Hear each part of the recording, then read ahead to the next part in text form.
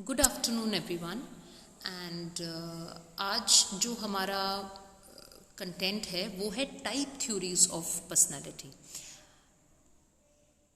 Type theories समझने से पहले हमें ये समझने की ज़रूरत है कि पर्सनालिटी इन इटसेल्फ क्या होता है। मेरे पिछले वीडियो में मैंने सिगमंड फ्रॉइड की साइको एनालिटिक थ्योरी के बारे में बात करी थी और पर्सनालिटी को इनहेरेंटली समझने के लिए उसके internal processes as well as external जो एविडेंट बिहेवियर, कोवर्ट बिहेवियर है, ये सारी चीज़ें मिक्स होके हमारा प्राइमरीली पर्सनालिटी बनती है। ठीक है, जो अंदर हमारे प्रोसेसेस चल रहे हैं, जो हमारी कॉग्निशंस हैं, हम लोगों के ईयर लॉन्ग लाइफ लॉन्ग जो हमारे एक्सपीरियंस है, जो हमारा नॉलेज बेस है, जिस प्रकार के हमारे साइको सोशल, साइको फिजिकल जो हमारी अंदर जो एक्टिविटीज़ चल रही हैं वो सब क्लब होके और प्लस जो हम एविडेंटली बाहर बिहेवियर रिफ्लेक्ट करते हैं या दिखाते हैं, उन सब का समअप जो है वो हमारा पर्सनालिटी है। और personality is one topic which is considered to be the third wave because it is very very very important aspect to study. बहुत ज़्यादा स्टडीड ये जो कंटेंट है साइकोलॉजी का। आज जो हम बात करेंगे वो टाइप थ्योरीज की हैं। Basically type and trait theories जो है वो किस बेस पे होती है? टाइप होती है कि किस प्रकार की पर्सनालिटीज़ होती हैं, वहीं पे ट्रेट थ्योरीज वो होती हैं कि कौन से कैरेक्टरिस्टिक्स जो हैं वो जुड़ के आपस में ट्रेट्स बनाएंगे। वो ट्रेट थ्योरी को एंटायरली हम अपने नेक्स्ट जो ई कंटेंट है उसमें डिस्कस करेंगे। हाल फिलहाल आज का जो टॉपिक है वो है टाइप थ्योरी का।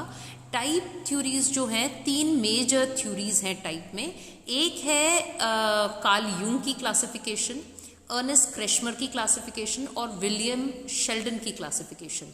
नाउ कार्ल यूंग की क्लासिफिकेशन का ही फर्दर जो है वो आइसेंक ने किया है and we'll understand how it has been done.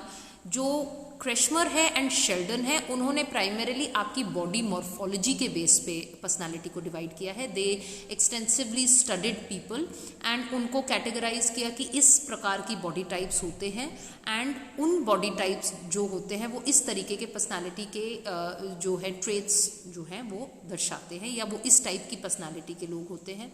जबकि कार्ल यूंग एंड उनके फर्दर जो है आइसेंक ने उसी पर्सनालिटी को डिफाइन किया है इन terms of सोशेबिलिटी।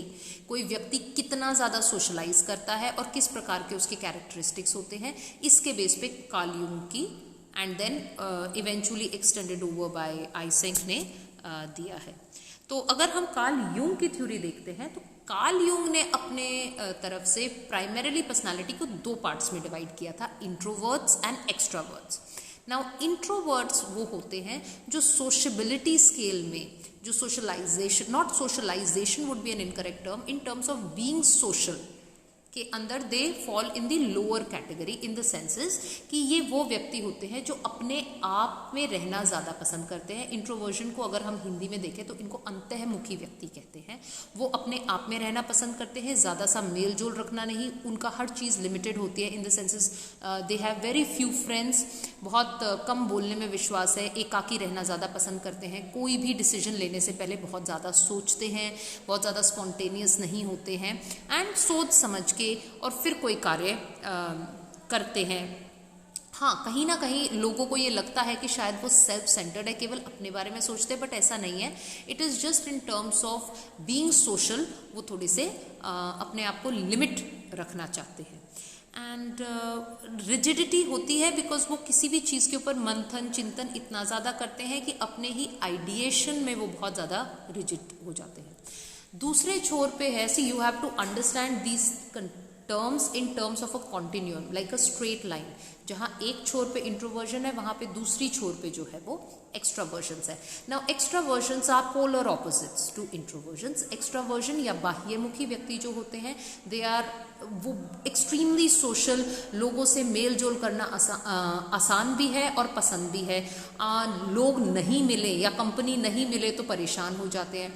They are very spontaneous people, they are quick to temper, quick to heal बहुत ज़्यादा किसी डिसीजन को लेने से पहले सोचते नहीं हैं, they are sort of thrill seekers and they are very open about their feelings, बहुत जल्दी डिसीजंस ले लेते हैं एंड मुश्किलों से बहुत ज़्यादा, बिकॉज इतना स्पॉन्टेनिटी है और लिव लाइफ एटीट्यूड है, तो बहुत ज़्यादा डिफिकल्टी से परेशान नहीं होते हैं.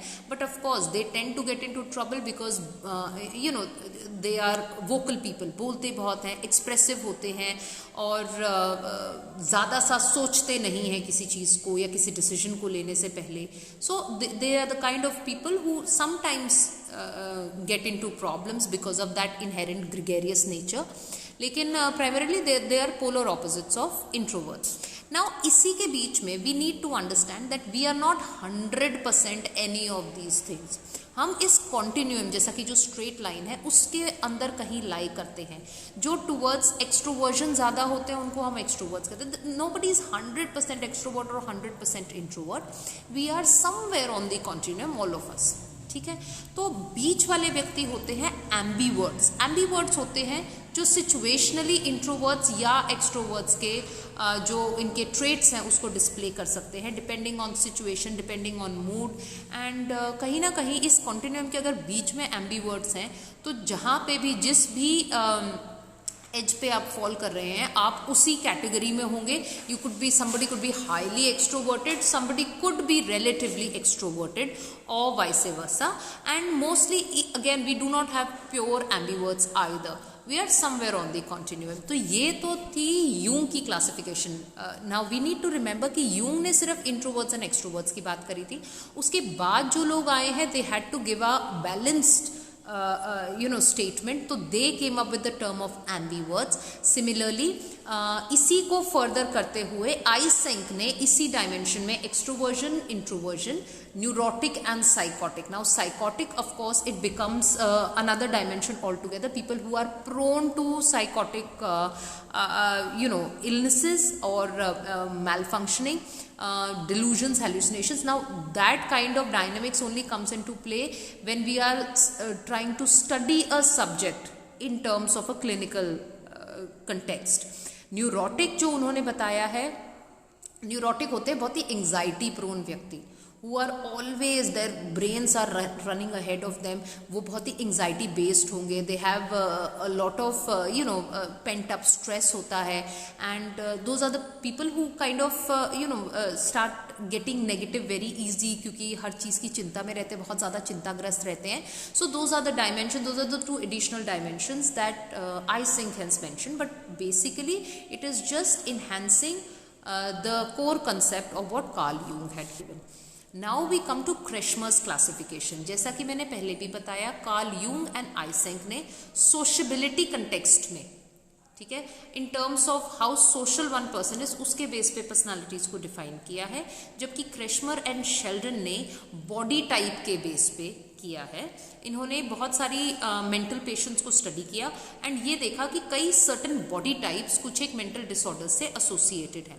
इन्होंने पर्सनालिटीज को 4 पार्ट्स में डिवाइड किया. सबसे पहला होता है पिकनिक टाइप. ये लोग हाइट में छोटे और गोल होते हैं और उनके अंदर बेसिकली एक्स्ट्रावर्ट्स की जो हमने यूंग की बात करी थी, एक्स्ट्रावर्ट बहुत ही बाह्यमुखी टाइप पर्सनालिटी होती है.